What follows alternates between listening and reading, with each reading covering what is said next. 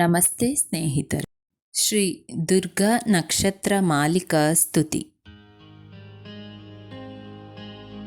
ವಿರಾಟನಗರಂ ರಮ್ಯಂ ಕಚ್ಚಮಾನೋ ಯುಧಿಷ್ಠಿರಃ ಅಸ್ತು ವನ್ಮಾನಸಾ ದೇವೀಂ ದುರ್ಗಾಂ ತ್ರಿಭುವನೇಶ್ವರೀಂ ಯಶೋಧಾಗರ್ಭಸಂಭೂತಾಂ ನಾರಾಯಣವರಪ್ರಿಯಾಂ ನಂದಗೋಪಾಕುಲೆ ಜಾತಾಂ ಮಂಗಳ್ಯಾಂ ಕುಲವರ್ಧನೀಂ ಕಂಸವಿದ್ರಾವಣಾಕರೀಂ ಅಸುರಾಣಾಂ ಕ್ಷಯಂಕರೀಂ ಶಿಲಾತಟಾವಿನಿಕ್ಷಿಪ್ತಾಂ ಆಕಾಶಂ प्रतिगामिनीं वासुदेवस्य भगिनीं दिव्यमाल्याविभूषितां दिव्याम्बरधरां देवीं खड्गकेटकधारिणीं भारवतरणे पुण्ये ये स्मरन्ति सदा शिवां तान्मयि तारयते पापात् पङ्के गामिव दुर्बलां स्तोतुं प्रचक्रमे भूयो विविध्यैः स्तोत्रसम्भवै आमन्त्र्य दर्शनाकाङ्क्षी राजा देवीं सहानुजः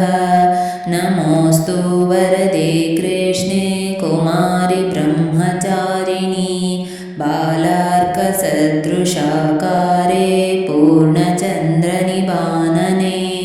चतुर्भुजे चतुर्वक्त्रे पीनश्रोणीपयोदरे मयूरपिञ्चावलये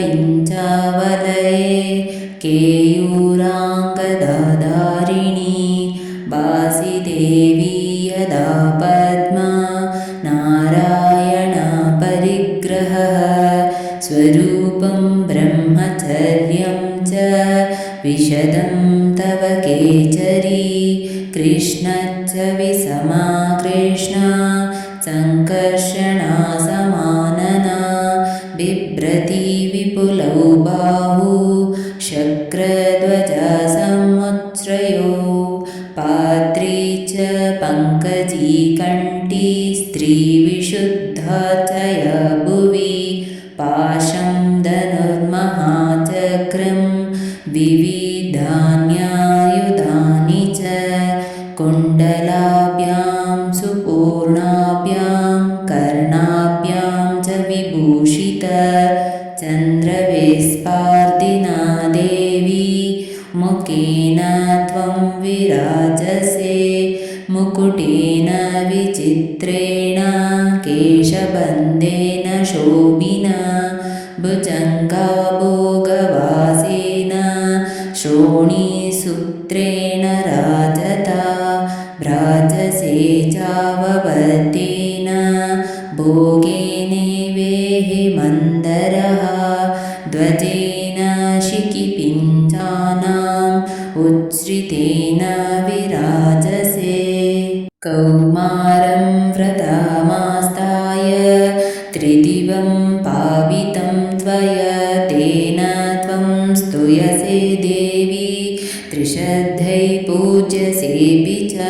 त्रैलोक्यरक्षणार्थाय महिषासुरनाशिनी प्रसन्ना मे सुरश्रेष्ठे दयां कुरु शिव भव जय त्वं विजया चैव सङ्ग्रामे च जयप्रदा ममापि विजयं देहि वरदा त्वं च साम्प्रतं विन्ध्ये चैव नगरश्रेष्ठे तव स्थानम् ईशाश्वतं काळी काळी महाकाळी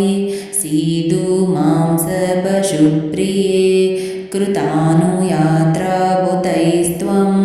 वरदा कामचारिणी भारावतारे ये च त्वां संस्मरिष्यन्ति मानवः प्रणमन्ति च ये त्वां हि प्रभाते तु नरा भुवि न तेषां दुर्लभं किञ्चित् पुत्रतो धनतोऽपि वा दुर्गा तारयसे दुर्गे तत्त्वं दुर्गस्मृता जनैः कान्तारेष्वपन्ननां मग्नानां च महार्णवे जलप्रतरणे चैव कान्तरेष्वटवीषु च ये स्मरन्ति महादेवीं न च सीदन्ति ते नरः त्वं कीर्तिः श्रीधृतिः सिद्धिः ह्रीवृद्ध्या सन्ततिर्मतिः सन्ध्या रात्रिः प्रभानिद्रा ज्योत्स्ना कान्तिः क्षमादय नृणां च बन्धनं मोहं पुत्रनाशं धनाक्षयं व्याधिं मृत्युं भयं चैव पूजिता नाशयिष्यसि सोऽहं राज्यत्परिभ्रष्टः शरणं त्वां प्रपन्नवान् प्रणतश्च यदा मूर्ध्ना तव देवी सुरेश्वरी त्राहि मां पद्मपत्राक्षी सत्यै सत्यभवस्वनः शरणं भव मे दुर्गे शरण्ये भक्तवत्सले एवं स्तुता हि सा देवी दर्शयामास पाण्डवम् उपगम्य तु राजानमिदं वचनमब्रवीत् शृणु राजन्महाबाहो मदीयं वचनं प्रभो भविष्यत्यचिरादेव सङ्ग्रामे विजयस्तव मम प्रसादान्निर्जित्य हत्वा कौरववाहिनीं राज्यं निष्कण्टकं कृत्वा भोक्ष्यसे मेदिनीं पुनः भ्रातृभिः सहितो राजन् प्रीतिं प्राप्स्यसि पुष्कलां मत्प्रसाद च ते सौख्यं मत्प्रसाद च ते सौख्यम् आरोग्यं च भविष्यति ये च सङ्कीर्तयिष्यन्ति लोके विगतकल्मषः तेषां तुष्व प्रदास्यामि राज्यमायुव्रपुःसुतं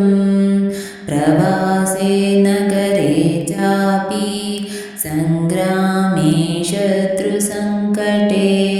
अटव्यां दुर्गकान्तारे सागरे गहने गिरौ ये स्मरिष्यन्ति मां राजन् यदाहं भवता स्मृता न तेषां दुर्लभं किञ्चिदस्मिन् लोके भविष्यति य इदं परमास्तोत्रं भक्त्या शृणुयाद्वपठेत वा तस्य सर्वाणि कार्याणि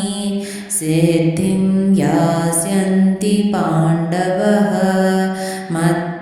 मत्प्रसादाश्च वत्सवान् विराटनगरे स्थितान् न प्रघ्नस्यन्ति कुरवः नरा वातन्निवासिनः इत्युक्त्वा वरदा देवी युधिष्ठिरमरिन्दमं रक्षां कृत्वा च पाण्डूनां तत्रैवान्तरदीयता तत्रैवान्तरदीयता।